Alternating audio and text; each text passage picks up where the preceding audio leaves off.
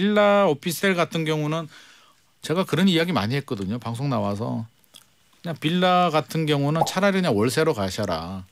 전세 가율이 70% 이상이 되면 집주인이 반환하지 않으면 위험할 수가 있으니까 월세로 가셔라라고 하니까 어떤 분이 그러더라고요. 월세가 있어야 가지. 현장에 가봐. 그 정도예요.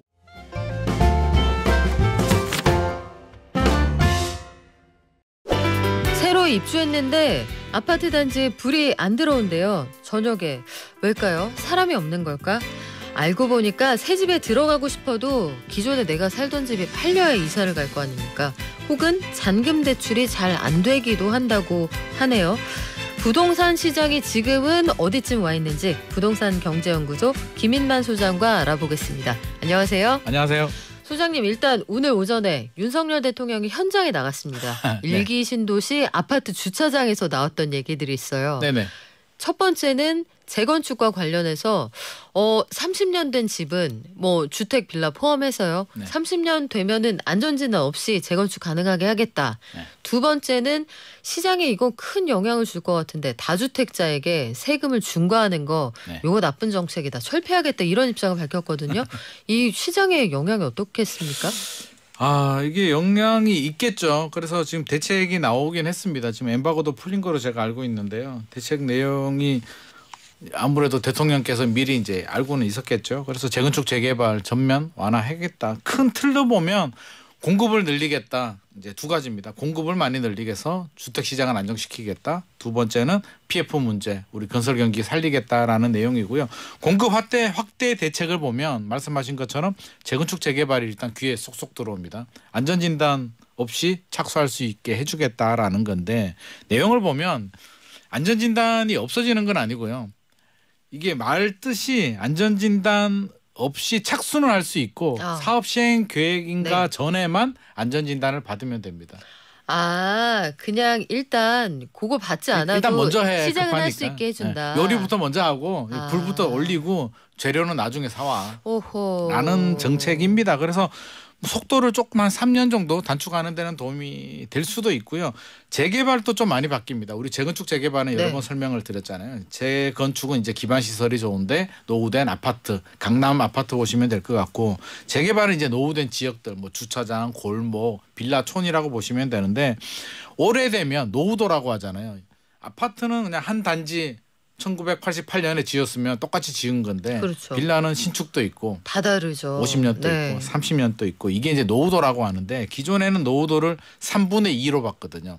3개 중에 2개가 노후도가 충족이 되면 진행해라고 했는데 이걸 60% 그러니까 5분의 3으로 조금 완화시켜줬습니다. 신축 좀 많아도 어지간하면 그냥 해라는 거고요. 접도 밀도 뭐 이런 거 봤는데 다 보지 마.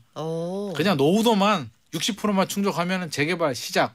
오케이? 지금 이렇게 진행이 되고 있습니다. 그리고 공유 지분이 있는 공유지 동의 요건이 기존에 100%였거든요. 네. 공유 지분이 있는 사람 서로 다 100% 동의를 해야 되는데 됐고 4분의 3, 4명 중에 3명만 동의하면 한 명은 그냥 한 그릇 치고 그냥 가자라고 해서 지금 좀 파격적으로 그러네요. 재건축 재개발은 좀 많이 풀렸습니다. 그래서 재건축 재개발 많이 풀렸고요.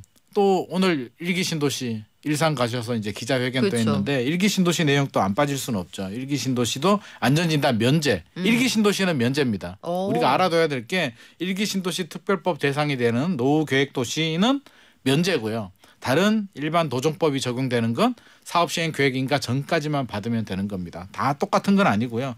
우리 다 알다시피 뭐 용적률 좀 올려주고 또 선도지구 2024년 올해 지정하겠다.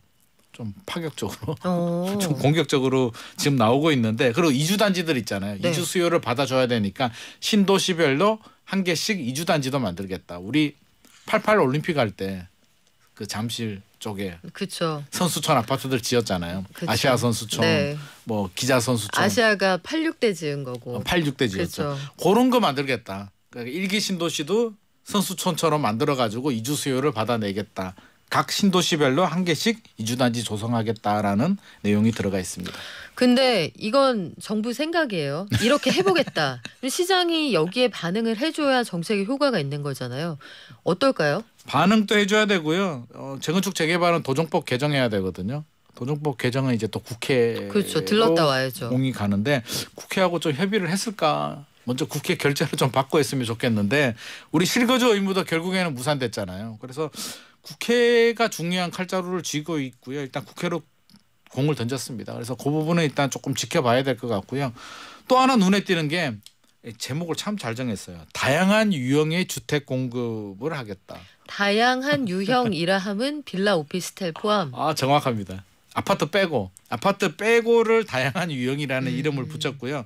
이제 도시형 생활주택이 이제 대표적인 부분인데 도시형 생활주택이라고 하면 MB 정부 때 보다 우리 청년들을 위해서 많은 주택을 짓게 하기 위해서 주차장법도 좀 완화해주고 좀 좁은 땅에 많이 지어라고 하는 건데 여기서 더 나갔습니다. 더 나가서 기준이 규제가 있었거든요. 세대수 300세대 미만을 도시형 생활주택으로 봤는데 됐어. 300 필요 없어. 그냥 원하면 다 도시형 생활주택 해.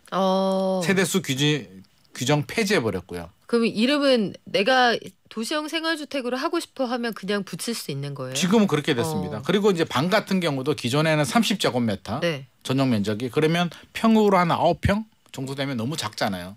이걸 건축하시는 분들이 쪼개요. 9평짜리를 방 3개를 만들면 3룸이라고 하면 되겠습니까? 안 되겠습니까? 안 되잖아요. 네. 그래서 규제했습니다. 30제곱미터 미만은 쪼개지 마. 이거 너무해. 방 하나밖에 없는데 뭘 쪼개. 30에서 60제곱미터 사이는 3개까지만 쪼개. 3룸만 해. 라고 했는데 이것도 마음대로 쪼개. 폐지. 아유 고민 좀 해봐야 될 것 같은데요. 그리고 주차장법도 완화시켜 주겠다. 음. 주차장 덜 지어도 돼. 그냥 많이 지어. 우리 싸우면 청년들을 어떡하지? 위해서. 싸우면 다들 차 있을 텐데. 그렇죠. 이제 주차난이 또 벌어지는 거죠. 그리고 이것도 눈에 좀 띄긴 합니다. 2년간 준공되는 신축 소형 주택 네. 60제곱미터 이 아파트는 안 됩니다. 원시 취득세. 이게 뭐냐면 처음 지어가지고 처음으로 분양받아서 취득세 치는 걸 네. 원시 취득이라고 하는데 50% 감면해 주겠다라는 내용 들어가 있고요.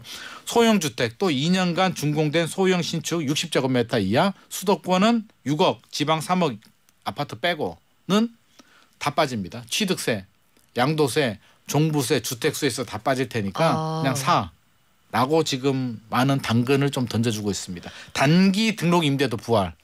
그래요. 조금 귀에 솔깃솔깃한 대책들이 그 많이 등록 들어가 임대가 있습니다. 장기로만 가능하도록 제도가 바뀌었었잖아요. 네네. 근데 이번에 그게 이제 단기도 다시 가능하다. 부활합니다. 그래서 어떻게 보면 기존에 있던 정책들을 다시 또 다 원복시키고 오히려 더 많이 풀었죠. 도시형 생활주택은 저는 깜짝 놀랐거든요. 아니 이렇게 풀어줘도 되나? 글쎄요. 이게 시설 규정 이런 것들 관련해서 논란도 좀 있을 것 같고. 주차장법도 사실은 주차장을 더 지어도 모자랄 판에 저는 주차장 고민이 좀 되는데요. 그래서 지금도 아마 분쟁이 있는 집들이 제법 있을 텐데. 많습니다. 그러면 네. 이거에 이제 대안이 뭐냐면 일본처럼 곳곳에 정부가 공공 주차장을 좀 많이 공영 주차장을 네. 많이 확보해 줘야 되는데 그게 안 되면 이제 주차난 굉장히 심각해질 수도 있습니다. 자, 일단 정부는 이런 어젠더를 던졌고 네. 그리고 올해 여러 가지 정치 이벤트가 있기 때문에 신속하게 처리가 될 가능성은 높지 않아 보이는데 시장이 주는 메시지잖아요. 메시지죠. 메시지. 시장이 어느 정도로 반응할 걸로 예상을 하세요? 일단 우리가 한번 경험했잖아요. 실거주 의무 안 되던데 국회 통과돼야 되는 거 아니야? 일단 법 개정 사항에 대해서는 굉장히 좀 보수적으로 접근할 것 같습니다. 도정법 개정이 필요한 안전진단이라든지 뭐 이런 부분에 대해서는 일단 보자. 국회 통과되는 거 보자라고 나올 것 같고요. 소득세법 개정되는 부분도 일단 우리가 한번 되었기 때문에 조금 보수적으로 가는데 알아둬야 될 거는 저는 재건축 재개발도 그래요. 풀어주잖아요. 안전진단도 물론 먼저 착수할 수 있게 해주는데 우리 재건축 재개발이 왜 길어지고 늦어질까요? 조합 내부의 갈등, 사업성. 야 사업성이 안 나오는데 추가 분담금이 많이 나오는데 내가 이걸 우리가 해야 될까? 시장 분위기 좋아질 때까지 기다리자. 또 소송하고요. 지자체와의 갈등, 시공사와의 갈등. 초과이익 환수도 아직도 남아있잖아요. 약간 완화되긴 했지만. 그렇죠. 그래서 이런 게 남아있는 상태에서 단순히 안전진단 내용을 보면 안전진단뿐만 아니라 조합 설립도 좀 먼저 진행하면서 지금은 단계가 있거든요. 그렇죠. 구역 지정하고 추진위 만들고 조합 설립하고인데 그걸 다 무시해버리고 그냥 동시 진행하도록 만들었거든요. 조금 빨라질 수는 있어도 결국에는 궁극적인 문제에 부딪힐 수밖에 없다라는 건 알고 있어야 될 것 같습니다. 그래요. 이게 본질적으로 결국은 부동산 시장이 좀 어렵다는 데에서 착안한 정책인 것 같은데 시장 반응들 고루 저희가 한번 들어보겠습니다. 이런 정책이 나온 이번 주의 시장 상황, 이 숫자로는 어떻게 움직였는지 한번 체크를 해볼까요? 아직 이번 대책이 이제 발표되는 게 이제 다음 주가 돼야 이제 나올 거고요. 그쵸. 일단 통계를 보면 이번 주까지 통계는 계속 내리막을 가고 있습니다. 전국 수도권, 지방, 서울 모두 0.01%포인트 살짝 하락을 했고요. 계속 떨어지고 있습니다. 이제 상승 지역이 176개 지역을 한국부동산원이 조사하는데요. 이제 24개만 상승 지역입니다.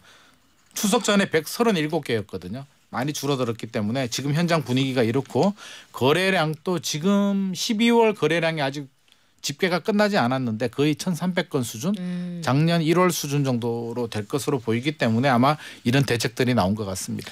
그래요. 그리고 그래서 최근 들어서 경매 시장에서도 유찰되는 물건들이 좀 많다라고들 했었는데 지금은 어떻습니까? 좀 바뀌었나요? 뭐 경매라고 해서 갑자기 좋아지기는 좀 어려울 것 같고요. 뭐 그렇다고 엄청나게 나빠졌냐? 뭐 그렇지는 않습니다. 네. 이게 지지 옥션 자료를 보니까요, 낙찰률, 그러니까 새로운 집주인을 찾을 수 있는 확률, 10개의 경매 물건이 나오면 몇 명이 새로운 집주인을 찾았느냐를 낙찰률이라고 하는데 전월이 37.8%였고요. 이번 12월이죠. 이게 12월 통계니까 38.6%니까 0.8%포인트 살짝 올라가긴 했는데 이게 뭐 좋아졌다라고 보기는 좀 그럴 것 같고, 낙찰 가율, 얼마나 높은 금액을 지불하고 낙찰을 받았느냐도 11월이 80.8%고요. 12월이 81.7%니까 약간 늘어나긴 했는데 뭐 좋다라고 할 수는 없고, 서울 같은 경우는 2달 연속 내림세 보이고 있습니다. 그래서 뭐 전체적인 분위기는 좋지는 않고요. 신축 역세권 아파트에서 높은 경쟁률이 나오긴 했는데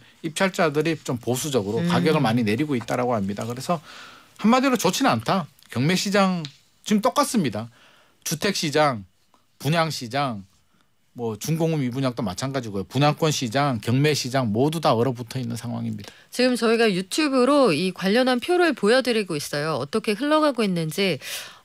그 상황이 여름 이후에 지지부진하게 흘러가는 그런 그래프가 확인이 되네요. 하고 이제 진행 건수는 또 쭉 늘어났잖아요. 그러니까 분위기는 안 좋아졌다. 이게 한 6개월, 8개월 전에 문제이기 때문에 6개월, 8개월 전에 분위기 안 좋았을 때 나온 물건들이 지금 나오고 있는 거고요. 앞으로도 진행 건수는 계속 늘어날 것 같습니다.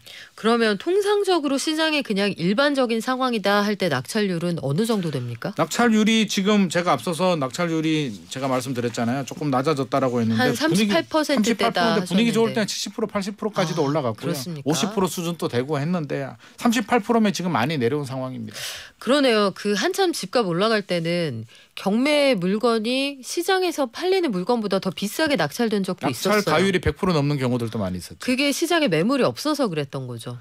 매물도 없고, 그러니까 시장에 집주인들은 팔지 않고 호가를 올리고 그나마 경매가 유리해서 들어가는데 아파트다 보니까 희소성이 있으니까 또 경쟁이 되다 보니 높은 가격을 지불하는 거고, 또 강남 쪽에는 또 사실 저렴하긴 하거든요. 그래서 많은 분들이 낙찰 감정 가격보다 더 높은 가격을 많이 지불했는데 최근에는 그런 현상이 많이 없어졌습니다. 아, 그렇군요.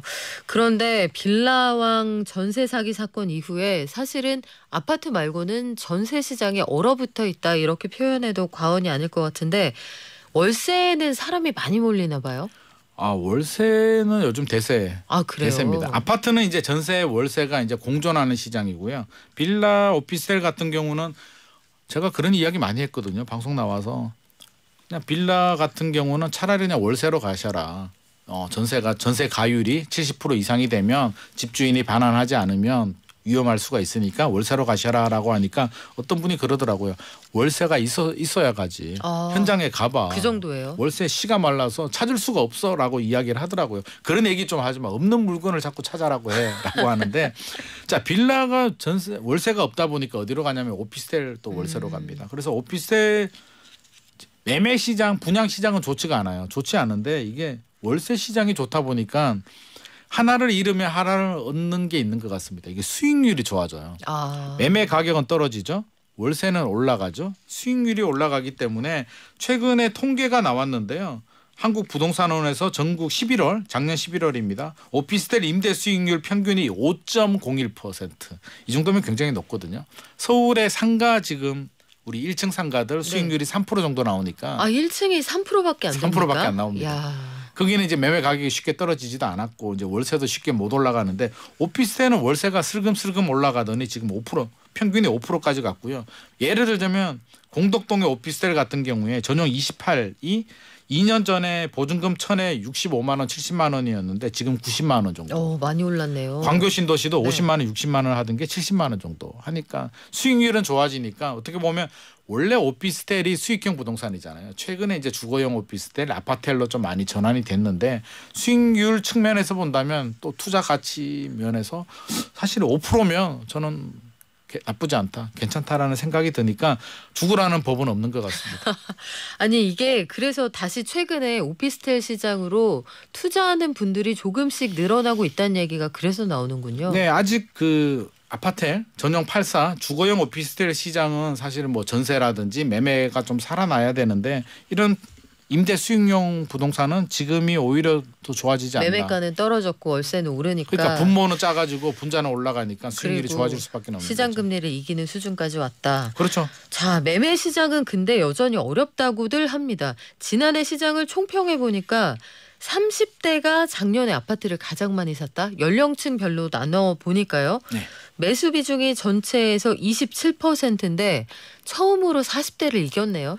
보통 우리가 주택 구매 연령이라고 하면 40에서 59세를 그렇죠. 주택 구매 연령이라고 합니다. 보통 결혼, 그쯤 돼야 여력이 생기거든요. 돈도 좀 모으고 예. 이제 자녀들도 이제 출산한 다음에 아기가 좀 크면 이거 좀 좋은 환경, 좋은 학군 지역, 좀 좋게 좀 이런 욕구가 생기거든요. 좀 무리해서라도 내 집 마련해야겠다라는데 이게 좀 이례적이긴 합니다. 지금 2023년 작년을 보면 40대가 25.9%고요. 30대가 26.7% 역전했거든요. 그래서 이례적인 현상이긴 한데 아무래도 특례보금자리 영향이 좀 큰 것 같고요. 컸었습니다. 컸고 기성세대들은 일단 40대, 50대들은 일단 샀을 가능성이 좀 높아요. 2015년에서 사자 보유 2021년까지 비율이. 많이 올랐기 네. 때문에 자금 여력이 되시는 분들 중에 안 사신 분들은 정말 사기 싫은 분들 아니면 사지 않았을까. 네. 근데 2030들은 사실 사기도 어려웠고요. 살 상황도 아니었기 때문에 상대적으로 무주택 비중이 좀 높긴 합니다. 근데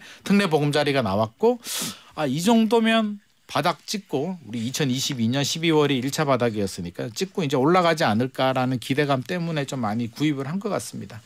20, 30대가 어떤 지역을 선호하나요? 저도 이 뉴스 헤드라인을 보고요. 노원구, 상계동, 창동 이쪽인 줄 알았는데 결과가 좀 의외여가지고 저도 좀 의외였는데요. 서울 강남 3구, 송파구가 1등했습니다. 그래요. 서초구 강남구는 뭐 워낙 넘사벽이니까 사실 들어가기 어려운 부분이고요. 송파구가 2030 생애 최초 주택 매수 지역 중에서 1,573건으로 1위했고요. 동대문구, 영등포구 이렇게 내려옵니다. 그래서 송파구 아파트만 보더라도 헬리오시티, 파크리오, 강동구의 고덕 그라시움 이런 단지들이 1, 2, 3위를 차지했는데 이유가 있습니다. 일단 많이 떨어졌어요. 2022년 금리 올라가면서 서초구 강남구는 10%? 15% 정도 조정이 됐는데 제가 말씀드린 헬리오시티, 파크리오, 고덕 그라시움은 30% 이상 떨어졌거든요. 고점 대비. 그러면 20억짜리 아파트가 14억 정도 떨어졌다라고 보시면 되니까 일단 가격 경쟁력이 굉장히 있는 지역이고요. 또 선호도가 높잖아요. 인프라 좋고 교통 좋고 강남 3구인데 규제가 있음에도 불구하고 들어갑니다. 그래서 이런 부분들이 많이 좀 거래가 된 것 같습니다. 그렇군요.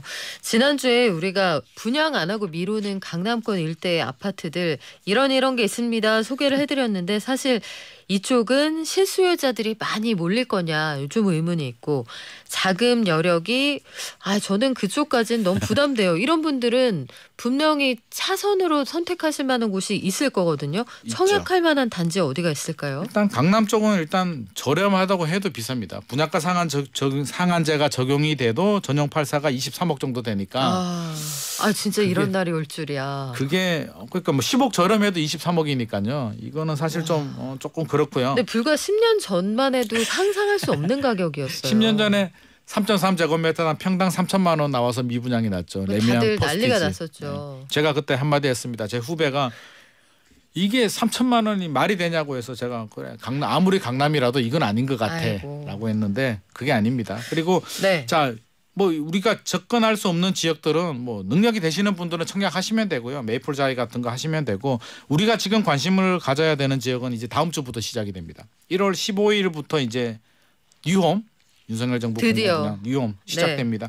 1월 15일이 토지 임대부 마곡 16단지 하고요. 위례 신도시 나옵니다. 요 두 개가 1월 15일 날 나오고요. 1월 22일부터 서울 대방, 남양주 왕숙, 고양 창릉, 부천 대장 나오는데 제가 또 목돈연구소 오기 전에 네. 엊그제 제가 또 대방하고 마곡 16단지 임장을 다녀오셨어요? 임장 다녀왔죠. 생생한 소식을 좀 전해드리려고. 알려주세요. 다리가 아픔에도 불구하고 갔는데 일단 대방 위치 굉장히 좋습니다. 네. 대방은 1월 22일부터 시작이 되는데 초역세권은 아닌데요. 지하철 7호선, 1호선, 9호선, 도보 10분에서 15분 다 가능하고요. 초, 중, 고가 다 있고 세대 수도 좀 큽니다. 1000세대가 넘기 때문에 관심을 가져도 좋은데 일단 가격이 저렴해요. 대방 같은 경우는 전용 5구가 7억 7천 정도 나왔고요. 전용 8사가 10억 정도 나왔으니까 주변 시세가 한 13억 정도 합니다. 쉽게 설명드리면 25년 된 구축 아파트 가격으로 새 아파트 분양받는다라고 생각하면 됩니다. 충분한 경쟁력이 있고요.